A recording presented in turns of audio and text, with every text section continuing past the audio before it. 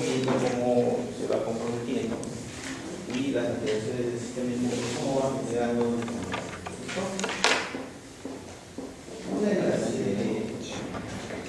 los mecanismos inmunopatológicos más importantes son lo que se llama la hipersensibilidad.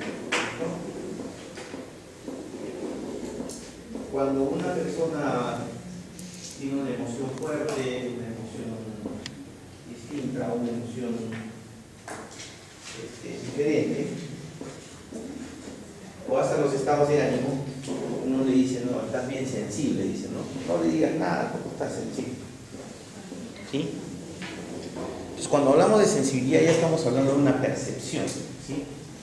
Una percepción subjetiva de un estado, en este caso de ánimo, de talante, que se llama, de la persona, y que nos da como imagen o como respuesta una reacción somática del organismo. ¿Sí?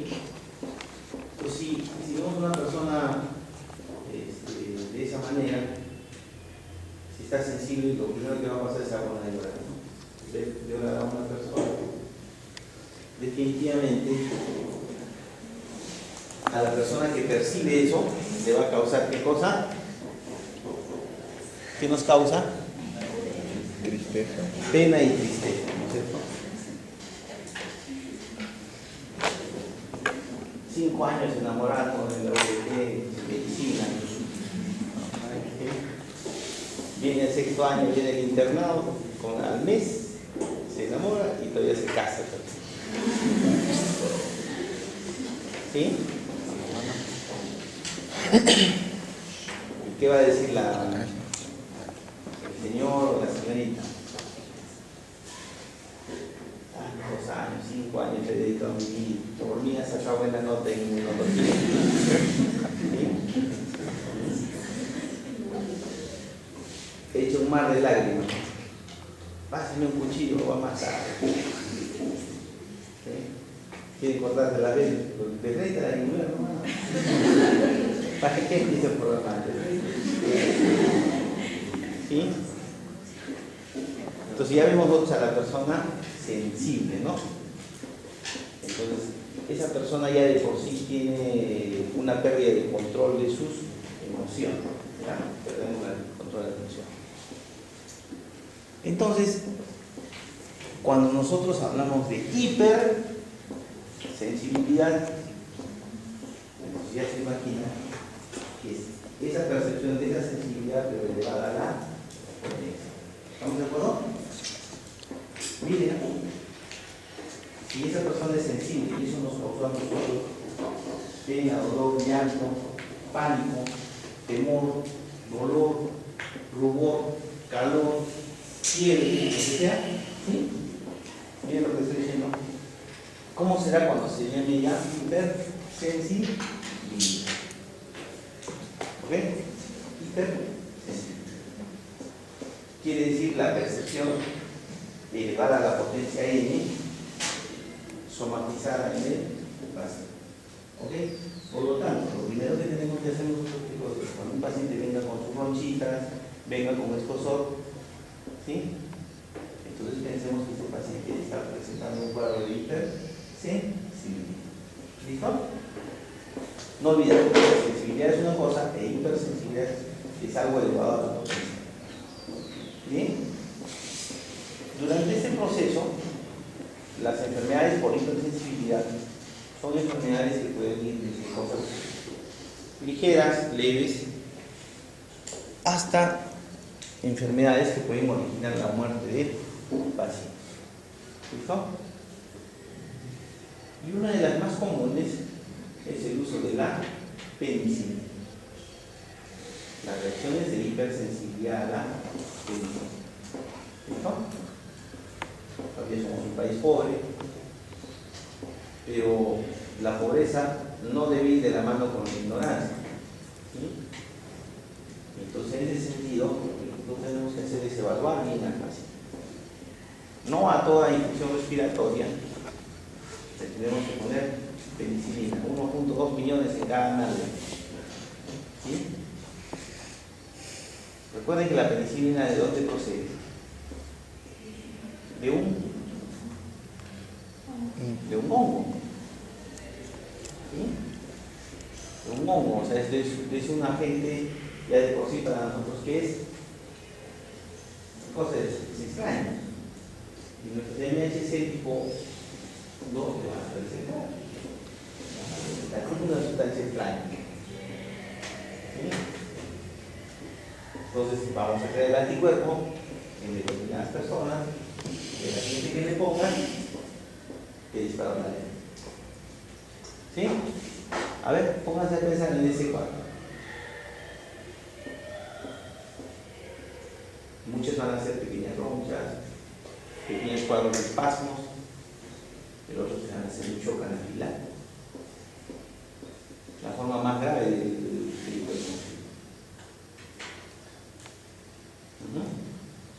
habiendo tantos medicamentos por vía oral que son seguros de administrarlos y de controlarlos.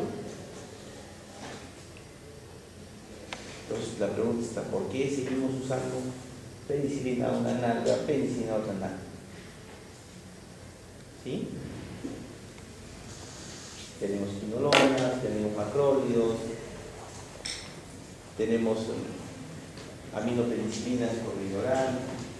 ¿Sí? Pero lo más importante, a ver, hicieron un estudio, dijeron, vamos a hacer un estudio de los pacientes en estado crítico con insuficiencia respiratoria por bronconeumonía, ¿sí? Una UCI grande. Vamos a ver en un año cuántos ingresaron a la UCI por bronconeumonía.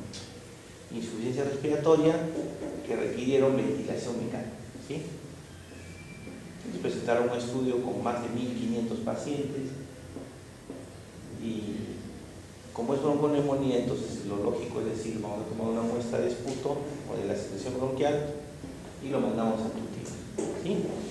¿Por qué? Porque a todos les habían puesto antibióticos full, antibióticos para meropenem, imipenem, vancomicina, tigestrina, teravancina.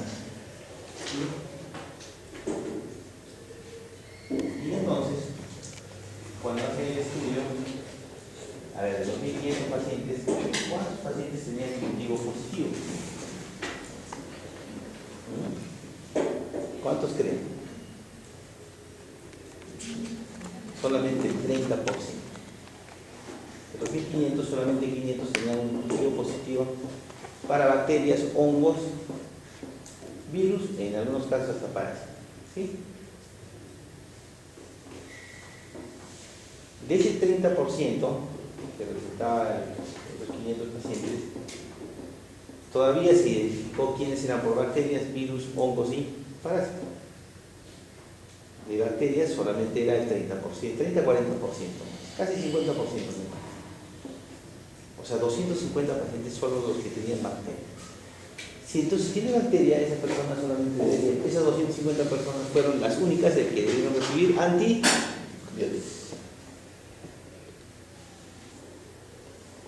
¿Se dan cuenta? Y todos están en estado grave, ¿no? Han estado en estado grave, han estado en UCI, han estado en ventilación mecánica. ¿Ya? Un 10% tuvieron hongos. Le cambiaron y le pusieron antimicóticos, ¿no? Caspofungina. Y entonces la pregunta está ahí, ¿qué pasó con los otros 1.000? Pero si los 1.500 tenían bronconeumonía, ¿qué pasó? Entonces ahí ya empieza la definición clínica de decir, a ver, veamos, este paciente que es renal. Si es renal, vasculitis, autoinmune, poliangitis microscópica, enfermedad de C, glomerulonefritis, posterosis, ¿sí? Un paciente que tiene taquicardia, vamos a buscar el problema cardíaco. Ecocardiografía, CIBs, CEGAS, insuficiencia cardíaca, infartos, cardiopatías dilatadas. ¿Sí?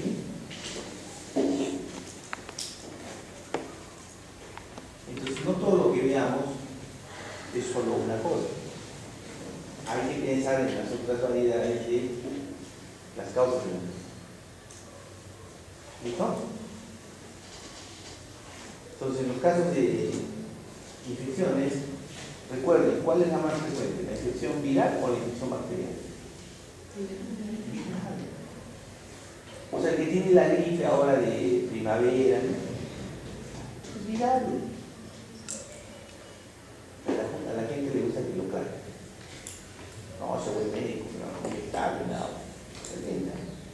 Y es más, dice, me han puesto inmediatamente, me han dicho, no, me han puesto hoy bien, ahorita a las 11 me han puesto y a las 12 estaba ya fenomenal, se usó lo máximo. O sea, ahí nos hemos comido la farmacocinética, la farmacodinámica del medicamento, el mecanismo de acción, el área bajo la curva. ¿Sí? ¿Se dan cuenta? O sea, la farmacología no sirve. O sea, creemos en nuestra mente, porque nos clavaron ahorita ya el tema de la enfermedad se curó.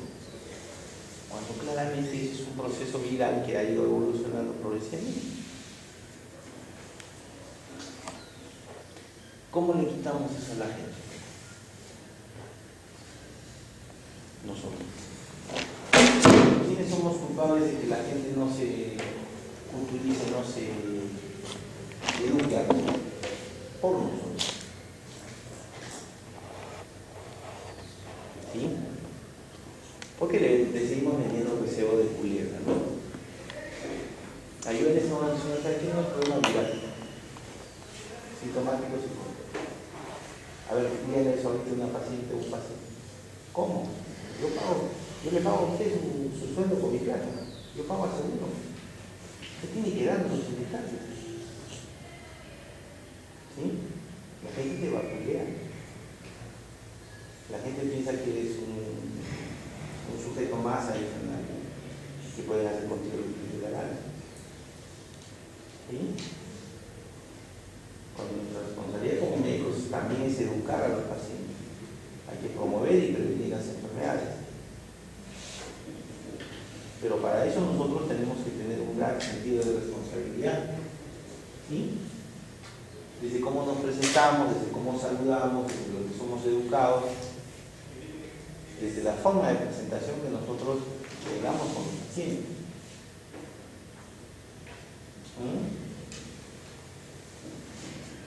¿Qué pasaría si yo vengo ahorita con el mandil todo arrugado, todo sucio, una mancha por acá, el cuello todo negro, mi cabello largo, encima sucio, con caspa, ¿sí? O ustedes, las mujeres con el cabello así todo suelto, ¿no? ¿Sí?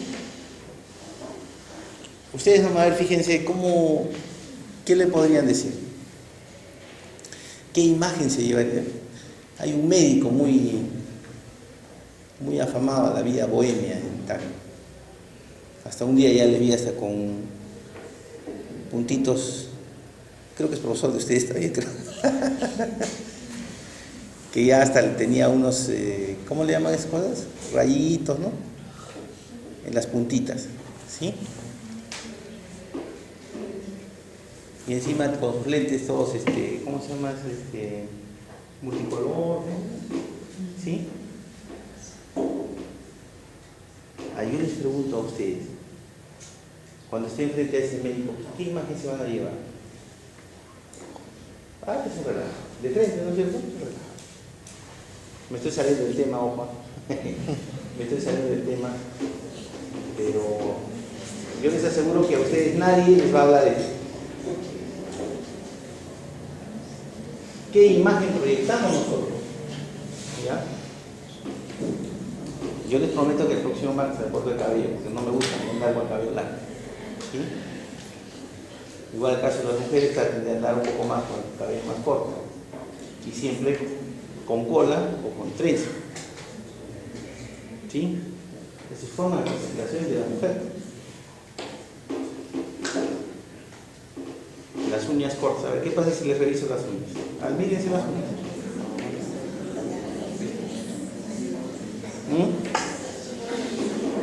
¿Qué haces con el anillo?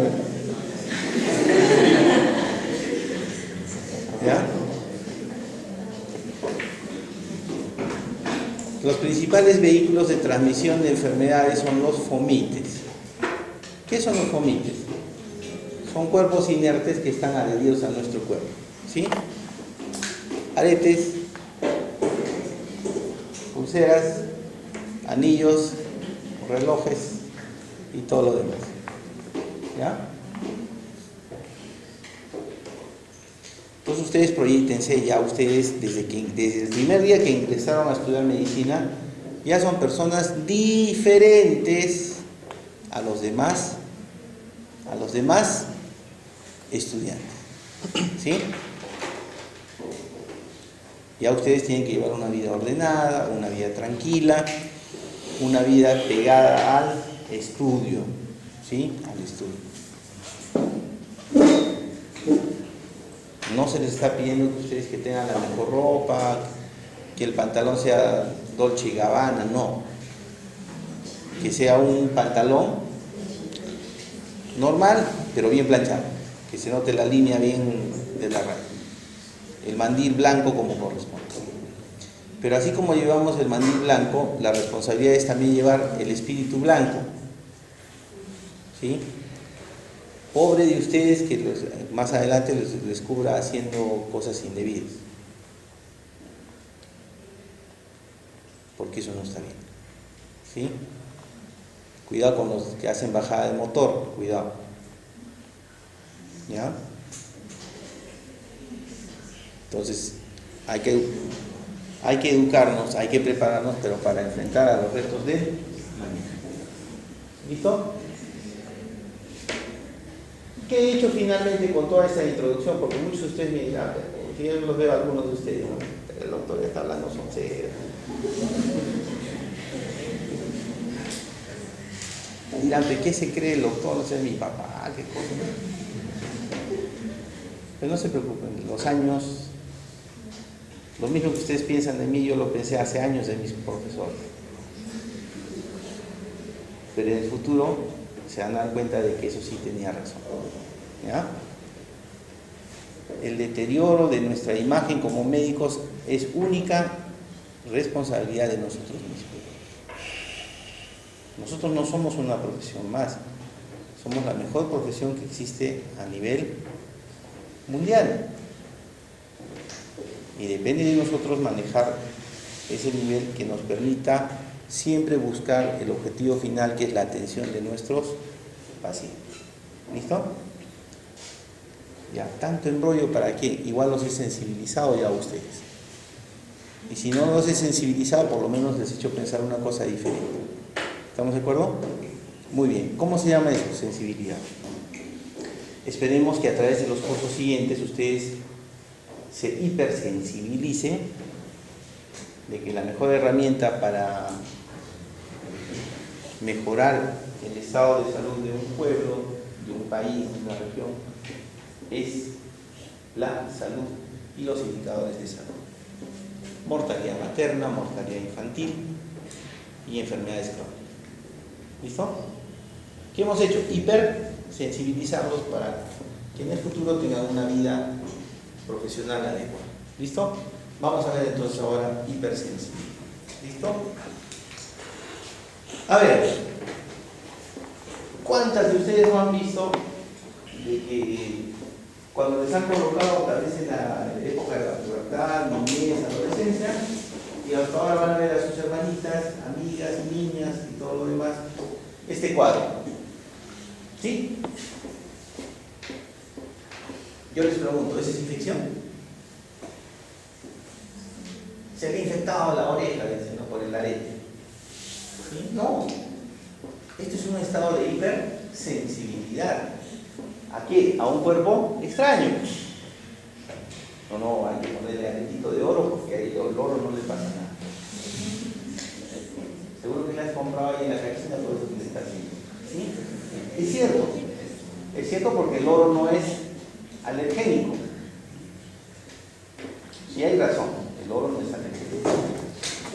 pones una aleación, le pones plomo, le pones bronce, le pones platino, probablemente haya algún tipo de reacción.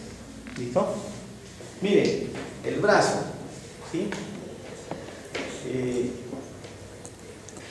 Mi hijita, la pequeña, empezamos a cortar los tacos que tengo en la casa. Siempre los trato de podar, ¿no? Para que crezca bonito acá. Ella, como es pequeña, agarró y se le clavó 3 espinitas, ¿sí? Una pinza, salió, ¿no? En la noche todo un abono, ¿sí? ¿Qué es eso? Una respuesta de hipersensibilidad. ¿Qué le pica? Es una respuesta de hipersensibilidad. Entonces son cosas que nosotros entramos generalmente por contacto directo, generalmente vamos a dar estos problemas de hipersensibilidad.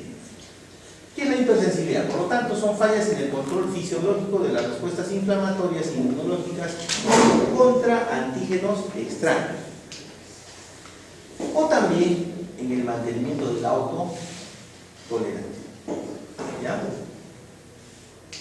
Esto generalmente puede conducir a enfermedades donde el principal mecanismo de origen es inmunológico.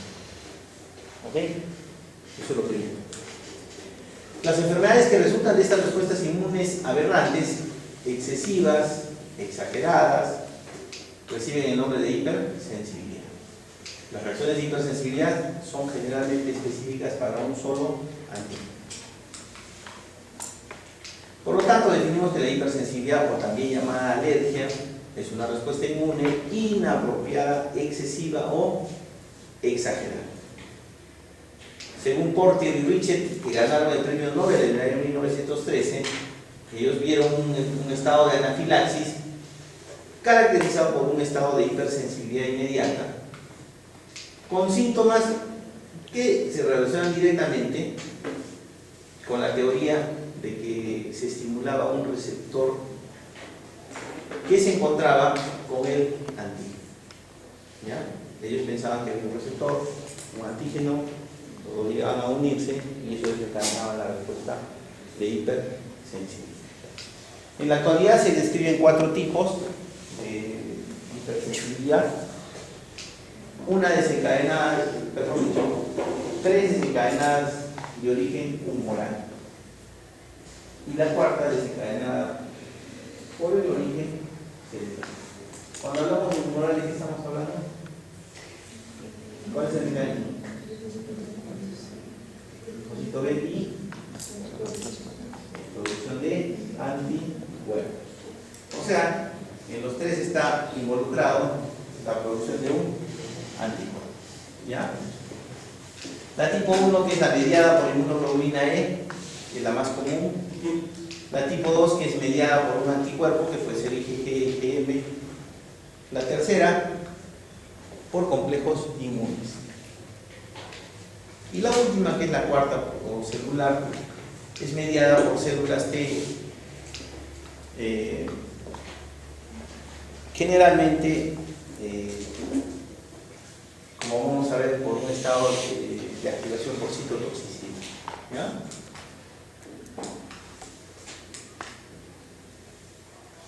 Las 3 primeras de origen humoral, la cuarta de origen celular. En el caso de la tipo 1, vamos a ver, está involucrada la IgE, en la tipo 2 la IgG, ocasionalmente puede haber IgM, y la tipo 3 los complejos inmunes. En la tipo 4, linfocitos T helper 1 y citoquinas proinflamatorias. Mecanismos efectores de la IgE actúa directamente con mastocitos, basófilos y eosinófilos. ¿Listo? En la tipo 2 generalmente hay activación del complemento y la citotoxicidad desencadenada por anticuerpos, ¿no? La 2 es casi como, la 3 es casi como la 2, pero además se incluye más células inflamatorias. La tipo 4 generalmente son producidas por macrófagos activados. ¿Cuál es el antígeno para el tipo 1? Proteínas solubles, generalmente bajo peso molecular, que son denominadas alergenos. En la tipo 2, antígenos tisulares o antígenos de superficies celulares. En la tipo 3 son generalmente polisacáridos bacterianos y proteínas. Y la de tipo 4 generalmente son componentes del veneno de insectos, plantas, metales o látex. Vamos a ver, la de tipo 1, el mecanismo tiene dos fases fundamentales. Primero viene la fase de sensibilización, ¿sí? Es la que está en el lado izquierdo. En esa fase de sensibilización, como ustedes ven, esas moléculas que están en rojito, es el alergeno, puede ser la penicilina, puede ser veneno, puede ser el gluten o cualquier otra sustancia. ¿Listo? Cuando este antígeno sea soluble, inmediatamente ingresa hacia el reconocimiento del sistema inmune y va a ser procesado por una célula presentadora de antígeno presentada a los compuestos infectos. Va a haber una interacción y presentación y entonces nos va a permitir producir una sustancia después de la reacción con presentación del NHC tipo 2. Vamos a tener el cambio de configuración del linfocito B hacia una célula plasmática. La célula plasmática nos va a producir el inmunidad. Va a haber un reordenamiento, un cambio de su isotipo hacia tomando el gen épsilon. Por lo tanto, si toma el gen épsilon, ¿qué tipo de inmunoglobulina está produciendo? IgE. ¿Ok? Esta IgE va a ser específica para este antígeno que fue presentado. ¿Listo? Estos anticuerpos se van edificando hacia las células más o mastocitos, se fijan a los eosinófilos y a los basófilos. ¿Listo? Entonces ya estos mastocitos, estos eosinófilos, basófilos, ya se van a encontrar sensibilizados con este tipo de anticuerpos. ¿Ok? Muy bien. En la fase efectora, que va a ser la segunda vez que el cuerpo va a ser sometido al antígeno, este antígeno, una vez localizado y para mala suerte ya sensibilizado con estas células que ya pasaron a la fase efectora, entonces se produce la reacción antígeno-anticuerpo y el mastocito va a empezar un proceso de granulación. ¿Qué tiene sus vesículas? Histamina, serotonina, pralinquina. ¿Listo? ¿Qué efectos fisiológicos producen ellos? Vasodilatación, aumento de la permeabilidad, shock por hipotensión, por vasodilatación, ¿sí? Promueve más reclutamiento y entonces se desencadena también la respuesta o liberación de las fosfolipasas. Entra al metabolismo del ácido araquidónico. Se libera prostaglandina, leucotrienos, la carga inflamatoria se empieza a encender. ¿Listo? Esta fase efectora va a durar 21 días, perdón, la fase de sensibilización, pero la fase efectora es inmediata. Depórete y la respuesta es inmediata. ¿Listo? Estas células liberan citoquinas, mayor reclutamiento alveolar,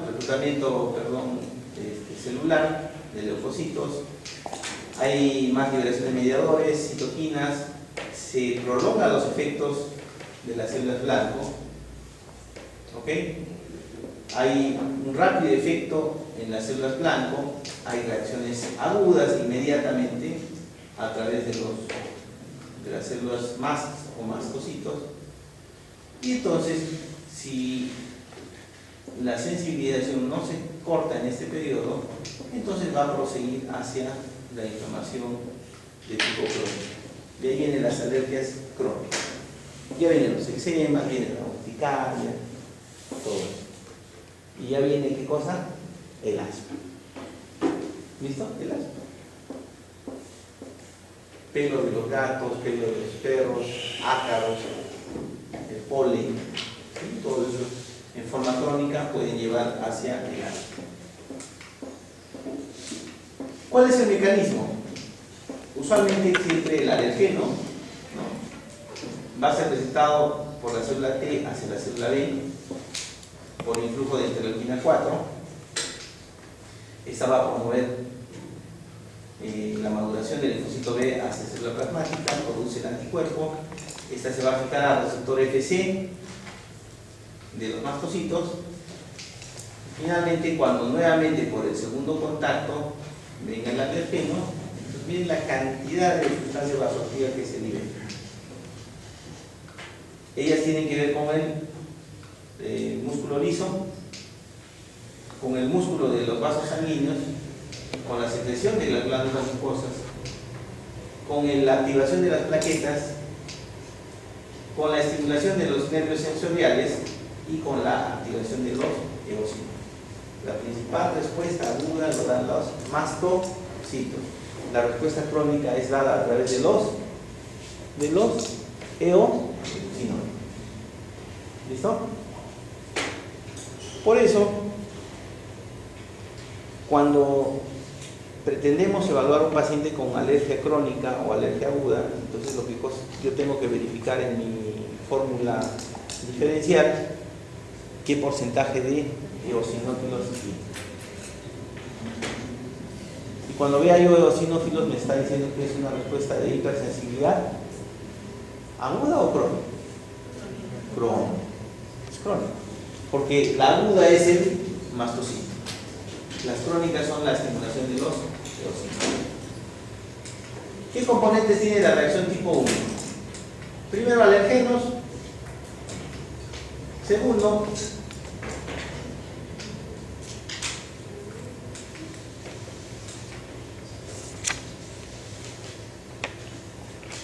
estos alergenos pueden ser generalmente sustancias biológicas, como la proveniente de los parásitos, que van a incrementar la producción de IgE.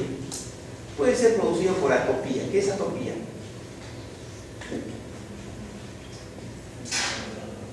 La respuesta de hipersensibilidad sin un antígeno que no sea parasitario. ¿Sí? Por ejemplo, el polen de las flores. A veces despertamos en la mañana con una ronquera, un poco de congestión, y tenemos al costado una plantación, ¿no? Puede haber predisposición genética, antígenos ambientales, y finalmente vienen ya los alergenos que son antígenos no parasitarios, ¿no?, como las de diversidad tipo 1 en los individuos propios. En los atópicos, donde hay causa ya crónica con incremento de los eosinófilos, como la fiebre del heno, el eczema, el asma ya aparece, ¿no? Y entonces verificamos cuáles son los más frecuentes. Proteínas, por ejemplo, las proteínas de la leche, ¿ya? Las vacunas, el polen de las plantas, el gas, los campos, están el heno. ¿El heno qué cosa es? El heno es para, bueno, la zona norte del mapa mundial, en el Perú, de Latinoamérica. ¿Qué cosa es el heno? ¿A qué le conocemos el heno? No, el trigo, bueno, el trigo, la paja, ¿no? ¿Ya?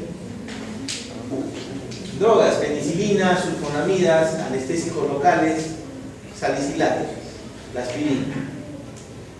Alimentos, ¿qué tenemos? Huevos, las nueces, las pecanas, la leche, ¿sí? Los mariscos, ¿okay? El veneno de las abejas, el veneno de serpientes, de las hormigas, ¿sí? Y algunas esporas también de algunos hongos.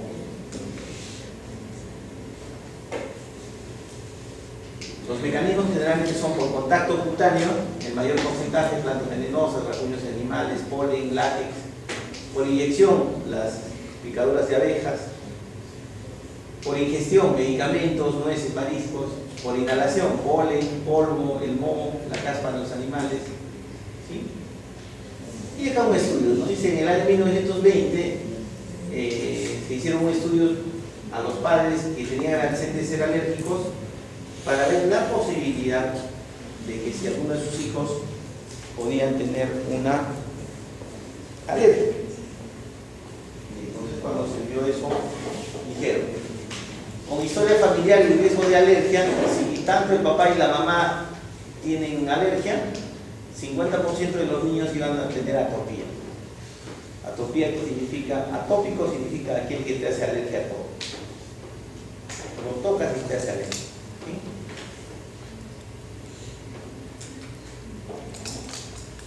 Entonces eso quiere decir que hay un fondo genético y que tiene que ver con un locus que está ubicado en el cromosoma 5, brazo corto, que tiene que ver con la producción de citoquinas, sobre todo la interleuquina 3, la 4, la 5, la 9, la 13, el factor estimulante de colonia, la notificación y la IG. El locus en el cromosoma 11 también tiene que ver con el reclutamiento y mayor afinidad de la inmunoglobulina E. El HLA más alérgico son el HLA-DBW2, el HLA2, el HLA-B8 y el HLA-DBW3, que es directamente responsable de la hiperrespuesta frente a este tipo 1. Los factores ambientales tenemos el nivel de exposición al alergeno, el estado nutricional y la dieta, y las infecciones crónicas preexistentes. La IgE tiene esta configuración, descubierta por Brownitz y Kussner en el año 1921, considerado como un factor sérico que después fue aislado y fue sintetizado por Ishizaka en el año 1965. Sus niveles séricos es de 0,1 a 0,4 microgramos. Entonces ahora cuando yo quise hacer un paciente, diagnosticar si un asma es por alergia, yo le tendría que pedir, ahora se puede pedir dosaje de inmunoglobulina E. Y entonces yo sé que el nivel sérico es de 0,1 a 0,4 microgramos. ¿Sí? ¿Qué pasa si tiene 2, si tiene 5? Para crear inmunoglobulina es un problema de tipo alérgico. ¿Ya? Tiene un dominio adicional CH4 que se va a unir a los mastocitos y a los basófilos. Su vida media es de 2 a 3 días y puede durar algunas semanas.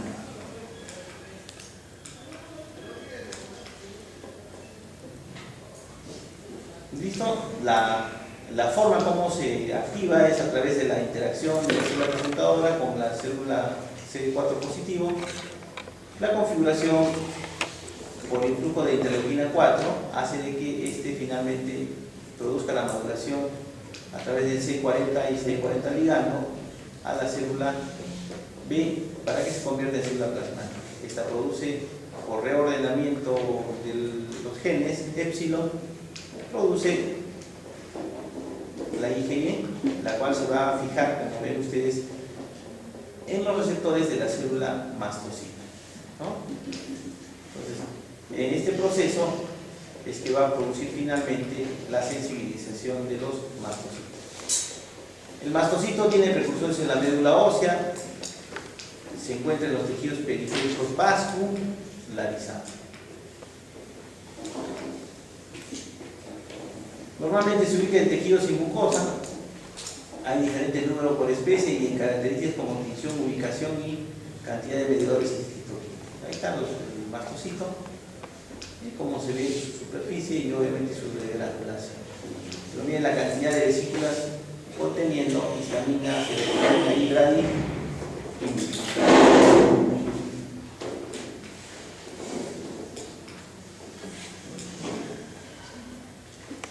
Durante el proceso de degranulación, una vez que el alergeno es captado por la función FAB de la IgE, miren, Esto va a generar la degranulación del mastocito. ¿Listo? Este es el principal mecanismo que origina la degranulación. Puede ser que no sea un antígeno extraño, puede ser un autoanticuerpo, ahí está bien. Un autoanticuerpo sensibiliza, por ejemplo, a ver,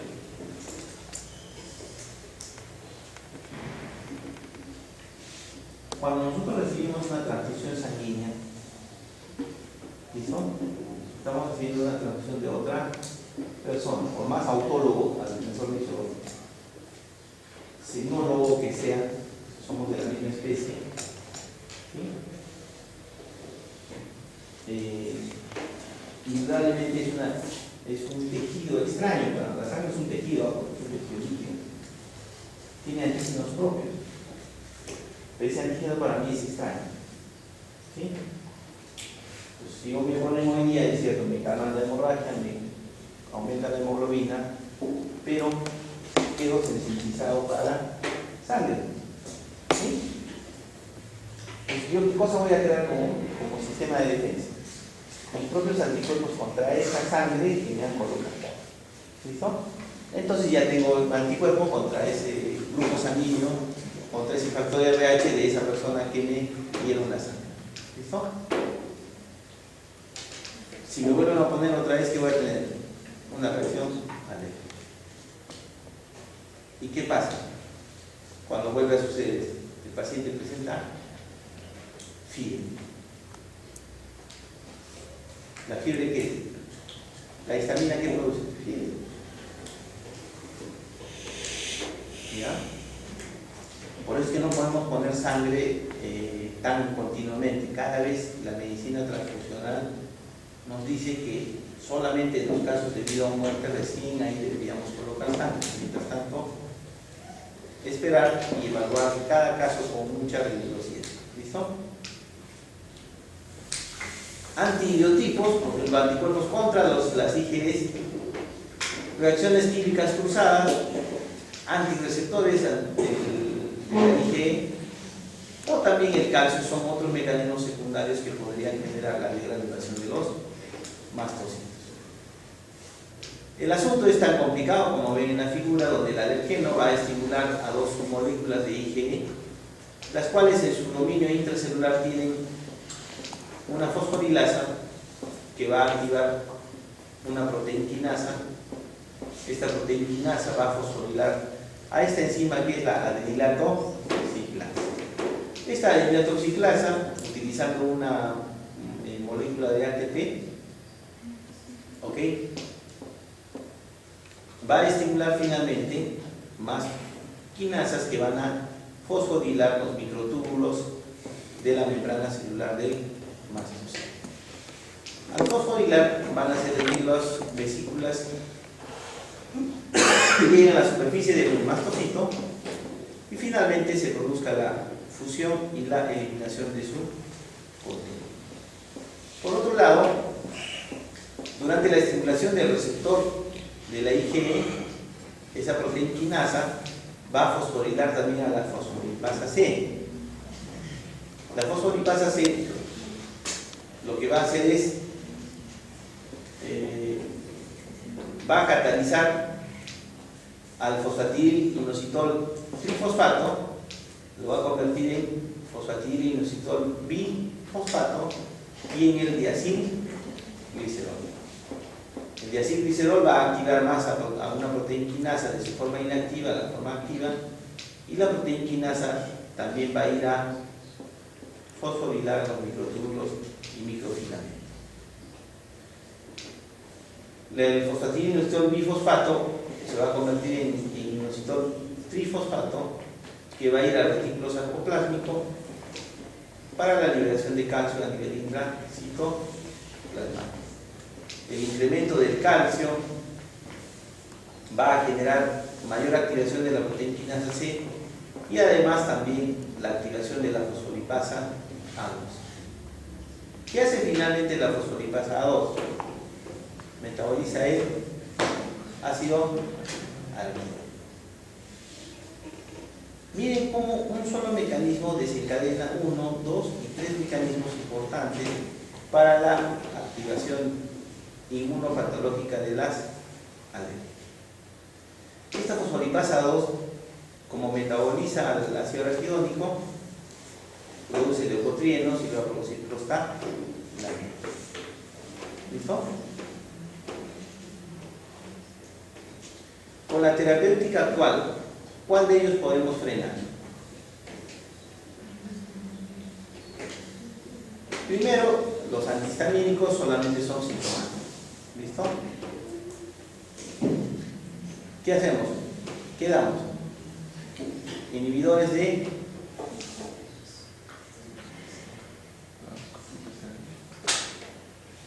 la ciclooxigenasa. ¿Listo?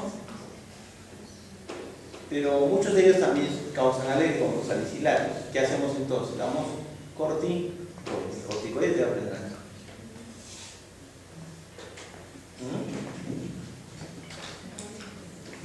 Muy bien. ¿Qué actividades tienen los principales mediadores? Histamina incrementa la permeabilidad vascular, la contracción del músculo liso. La serotonina igual, el factor quimiotáctico de eosinófilos, quimiotáctis de eosinófilos, de neutrófilos igual. Proteasas, aumenta la secreción de mucus bronquial, degradación de la membrana basal y generación de los productos del complemento. Secundariamente, el factor activador plaquetario produce más degranulación, agregación plaquetaria y contracción del músculo liso broncopulmonar.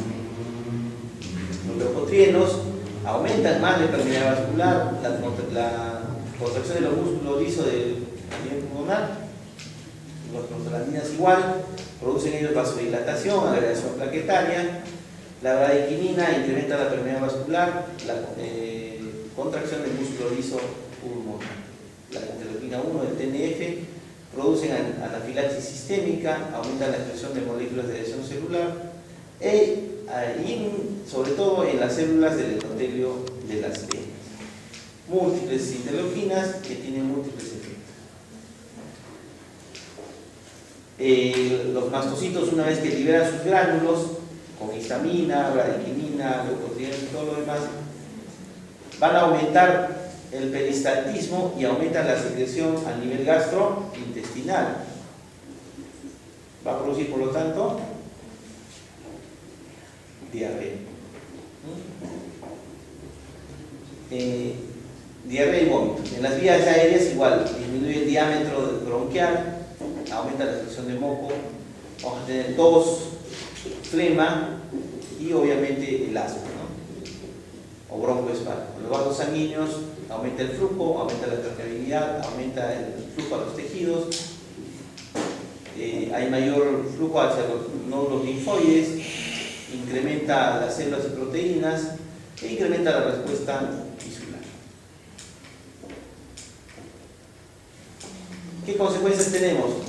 Las más graves, la anafilaxis sistémica, con un cuadro de shock y contención, generalmente es fatal y que se presenta pocos minutos después de la exposición alergénica. Puede haber anafilaxis localizada o llamada atopía, que es una reacción limitada a un órgano o tejido, involucra células epiteliales superficiales, sitio de la entrada de la alergia, la rinitis alérgica, el asma, y tenemos como consecuencia esto. Miren, en la respuesta temprana, en el asma, miren acá, el mastocito ya ha sido sensibilizado, va a ingresar a esta zona de confort. Todavía fíjense ustedes cómo está el epitelio, cómo está la zona submucosa, cómo está el músculo liso bronquial. El segundo contacto, luego de la sensibilidad del alergeno que origina el asma, entonces ya se sensibilizó, ya se produjo la respuesta e inmediatamente miren cómo en la respuesta tardía va a haber pérdida del epitelio. Miren cómo se va a engrosar la capa submucosa, va a haber gran cantidad de hipersecreción mucosa. va a haber hipertrofia del músculo liso. Y la luz bronquial, fíjense ustedes, va a ser reducida en el caso del asma. Por eso que hay expiración prolongada. ¿Listo? ¿Cómo se detecta la hipersensibilidad? Se puede hacer una prueba dermocutánea con la práctica de introducción de algunos alergenos en la piel para ver si estos generan degranulación de mastocitos. Esto siempre pensando en que la degranulación es producto de la liberación de los mediadores que van a aumentar la permeabilidad vascular, edema local y prurito. Miren cómo en la piel se ha puesto en cada parte un tipo diferente de alergeno, ¿sí? Si ustedes ven acá ya aparece una ampollita, que hay una reacción positiva. Y esta de acá más media es mayor, ¿no?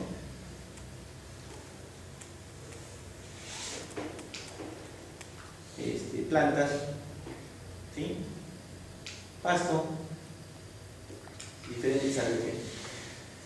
¿Cuál es la ventaja? Es un método económico, se puede valorar el número de alergenos, es un método traumático porque hay que inyectarle el antígeno, ¿cierto? En la actualidad se toman estos test, que es el RIST, es un test radioinmunoabsorbente que mide el nivel sérico total de inmunoglobulina en nanogramos, ¿no? A través de un disco de agarosa, ¿listo? Que tiene anticuerpos. Lo que se hace es, en el disco se coloca el suero del paciente, que va a ser detectado por estos anticuerpos anti-IgE. Cuando ya los cogen y es positivo, inmediatamente va a formar este tipo de estructura molecular que se va a verificar por radioinmunoabsorbancia. Ese es el RIST. El RAST es el test radioalergoabsorbente, detecta también niveles de IgE, especifica para un antígeno dado. En este caso, nosotros lo que vamos a hacer es al alergeno, que está en su fase sólida, le vamos a colocar el suero del paciente. Se va a fijar el suero del paciente, si tuviese el paciente, se va a fijar al alergeno y finalmente se va a hacer el estudio por radioinmuno también absorbancia. ¿Listo? Entonces, este es el más complejo, este es el más complicado, pero es el más lejos. La hipersensibilidad tipo 1. Ahora, vamos a ver la tipo 2, que es un poco más sencilla. En la tipo 2, que hemos dicho que generalmente es una IgG o es una IgM. ¿No? Son anticuerpos que tratan de reaccionar con cualquier componente de la matriz celular. ¿Listo? O en algunos casos, algunas proteínas de la superficie celular como la especial. Esta es la superficie celular, tenemos ácido ciálico, por ejemplo. Y estas inmunoglobulinas, por ejemplo, la G o la C, van a reaccionar indistintamente con ellos. ¿Listo? Como se fijan a este antígeno, entonces estos van a ser captados por el sistema de complemento. Activan la vía clásica del complemento, producen la C5 convertasa, la C3 convertasa, hay liberación de anafilotoxinas y quimiotoxinas, y finalmente vienen los sistemas celulares que van a producir finalmente la liberación de sus mediadores. Entonces, cuando hablamos de reacciones tipo 2, hablamos de anticuerpos dirigidos contra antígenos propios de las células del individuo, que van a desencadenar después una respuesta citotóxica por las proteínas del complemento. ¿Listo? ¿Qué componentes tenemos? Antígeno celular, el antígeno circulante, el complemento, hormonas nucleares y metabolismo de cada uno de los mismos. ¿Sí? La célula blanco, la célula del sistema inmune, la fijación a través de la IgG, el reconocimiento a través de la OGMPC y la acción del complemento. ¿Qué sucede muchas veces? En este punto, cuando hay una infección es reconocido el antígeno de la bacteria y obviamente es eliminado, ¿no? En muchos de los casos, a veces ese mismo anticuerpo puede reconocer, ¿ya? Puede reconocer antígenos en algún otro, en otra superficie celular. Si bien es cierto, este anticuerpo se creó para esta bacteria, como lo que sucede en el síndrome de Guillain-Barré. Esto, ¿sí? Ahí. Entonces, aquí lo que pasa es que hay una reacción cruzada, no hay un reconocimiento adecuado o hay una confusión de la identificación de los epítopes que pueden ser similares en las células de nuestro organismo. En el caso del síndrome de Guillain-Barré, eso está en la proteína. ¿Quiénes hicieron un Guillain-Barré? En el gangliósido GM. ¿Se me olvidó? Hay 7 preguntas de Guillain-Barré para el examen. ¿A cuándo es el examen? Jueves 7. El jueves 7, ¿no? ¿Sí? Pasa eso, hipersensibilidad tipo 2. Ok. Miren, lo que le hemos hablado de la sangre. Normalmente la persona tiene un grupo sanguíneo y tiene anticuerpos contra los otros grupos sanguíneos. ¿Ok? Cuando le pone un grupo sanguíneo diferente, inmediatamente va a producirse aglutinación. Esto se hace en las pruebas de laboratorio. Cuando aglutina quiere decir que tiene anticuerpos contra ese grupo sanguíneo. Es incompatible con ese grupo sanguíneo. ¿Listo? En cambio, cuando sí es compatible, usualmente no hay aglutinación, hay anticuerpos, pero no se tocan. La de tipo 3, esta se produce cuando hay presencia de complejos inmunes. ¿Qué es un complejo inmune? ¿Qué es un complejo inmune? Un complejo inmune está compuesto por un antígeno y un anticuerpo unidos, dando lugar a que sean retirados por el sistema fagocítico. Cuando hay complejos inmunes, cuando ya se unen, los macrófagos y los neutrófilos van a eliminar de nuestras células. ¿Listo? Los deben eliminar de nuestras células. Pero en contados casos, esos complejos inmunes van a ir a la microcirculación. ¿Cuáles son las microcirculaciones? A ver.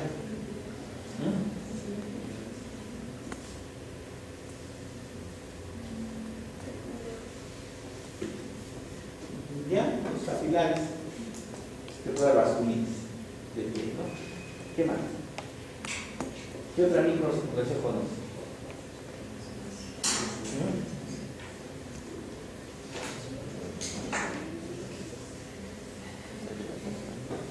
Microcirculación.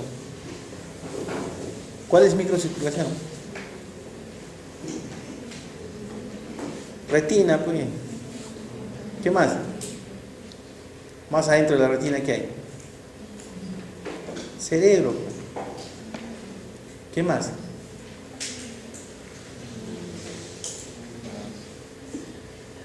Diego.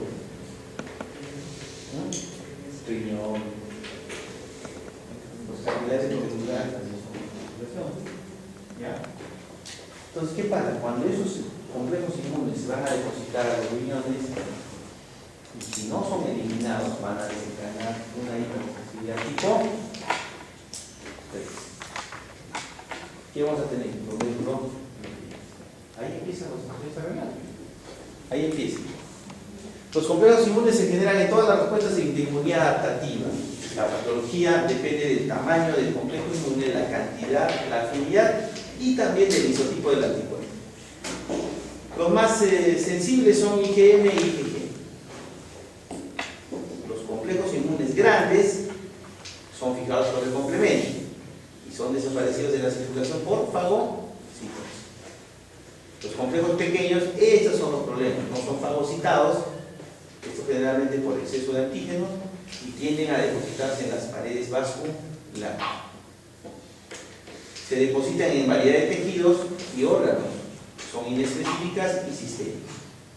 Una vez depositados, deben ser eliminados, pero cuando no son eliminados, por fagocitosis empiezan a producir enfermedades como las vasculitis,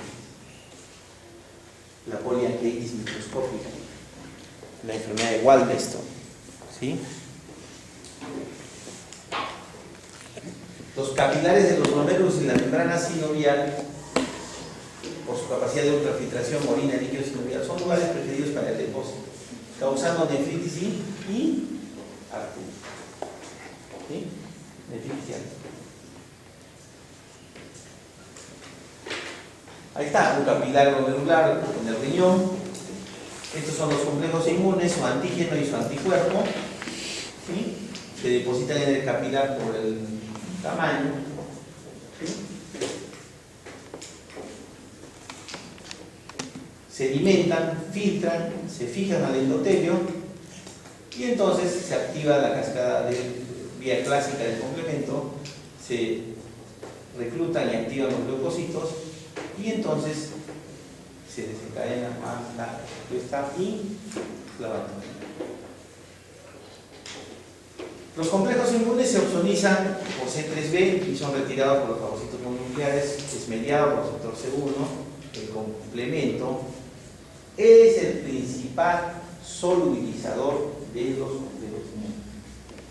O sea, si yo tengo buen complemento y el complemento son proteínas, por lo tanto eso depende de mi estado nutricional. ¿Sí? O sea, si estoy bien alimentado, voy a tener una cantidad de proteínas de buen nivel, y entonces yo voy a tener una adecuada solubilización de los complejos. Porque recuerdan la primera parte que decía, cualquier respuesta inmune adaptativa produce complejos inmunes. Cualquier. Entonces, tener buen complemento, buen estado de salud y buen estado nutricional hace que cumpla esa función de solubilizar el complemento, todos los complejos. Cuando falla nuestro complemento, entonces estos complejos se van a ir filtrando, se van a ir depositando en la microcirculación. El complemento participa, por lo tanto, en romper la unión entre el antígeno y el anticuerpo. Ya lo fracciono, entonces es más fácil fagocitarlos y depurar. Puede solucionar complejos precipitados por la vía alterna, ya no por la vía clásica. Primero ingreso a la vía clásica, los solubilizo y después los elimino a través de la vía alterna. Esto sucede por la inserción, miren, de los fragmentos C3b y C3a dentro de los complejos inmunes. Por lo tanto, la deficiencia de complemento impide la depuración de los complejos inmunes. Miren, las 7 clases de inmunodeficiencia congénita y adquirida en las inmunes por complemento. La hipocomplementé. ¿Sí? El tamaño de los complejos inmunes es importante porque afecta su deposición. Complejo grande, difícil de eliminar. Complejo pequeño, de alguna manera se puede eliminar. ¿Listo? ¿Qué enfermedades están relacionadas con hipersensibilidad por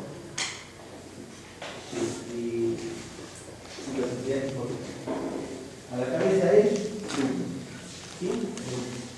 A propósito del lupus y artritis es un seminario, ya lo tengo. ¿Sí?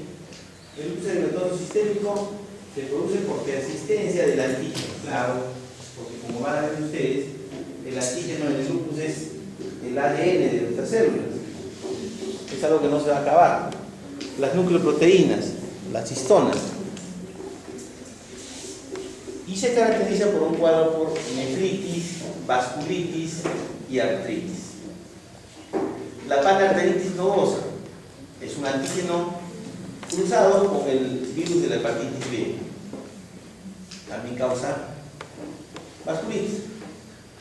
La glomerulonefritis postestreptocócica es un anticuerpo que está dirigido contra la pared, contra la proteína M del estreptococo, y que causa una reacción cruzada contra la membrana basal glomerular de la persona, causando nefritis.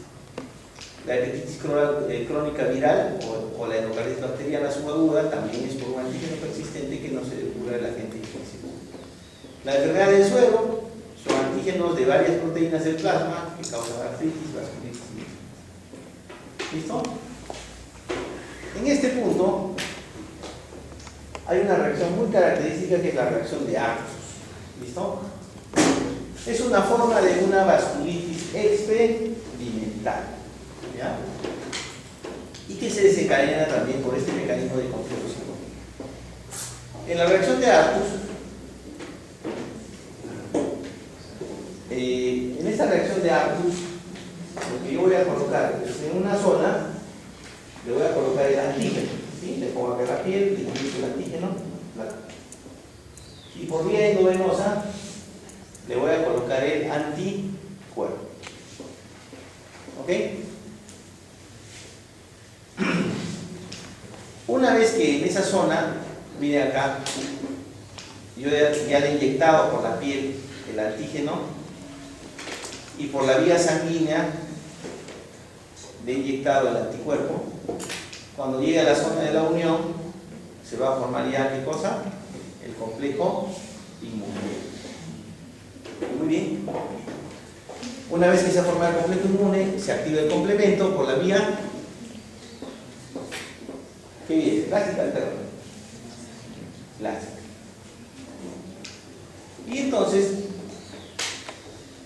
al activar el complemento, se van a activar las células inflamatorias. Miren la piel, va a causar una reacción causando inflamación fundamentalmente de quién? Del vaso sanguíneo, del capilar en este caso, ¿no? No se dice capilaritis, se dice vasculitis de vasos pequeños, ¿no? Listo, y tenemos la reacción de Artus.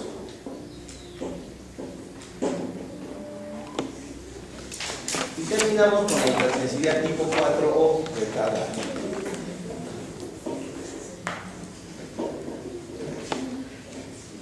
La hipersensibilidad tipo 4 o retardada, como les decía, ya no tiene que ver con el mecanismo del cuerpo,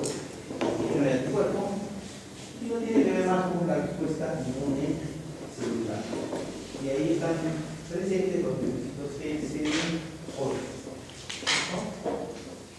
Usualmente estas enfermedades son lesiones císticas que son producidas por los linfocitos T, que van a activar mecanismos efectores de citotoxicidad y que van a dañar a ciertas células blancas. Estas reacciones se deben iniciar o se inician fundamentalmente por CD4 más las efectoras específicas que van a ser las CD8. Promueven y activan macrófagos con liberación de interferón gamma e inducen inflamación por activación o liberación del TNF-alfa. El efector secundario son los CD8 positivos o citotóxicos que van a dañar, van a lesionar y van a causar la muerte de las células directamente a través del complejo MHC tipo 1.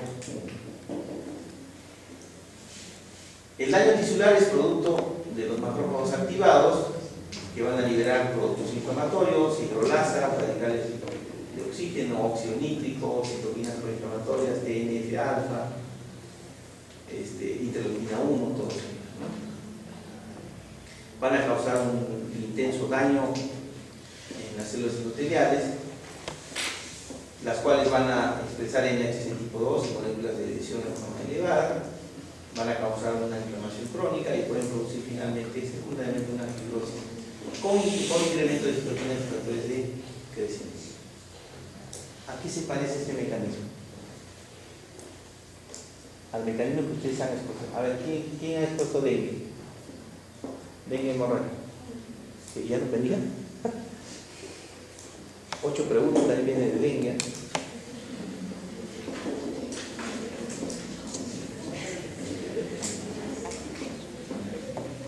¿Qué sucede acá?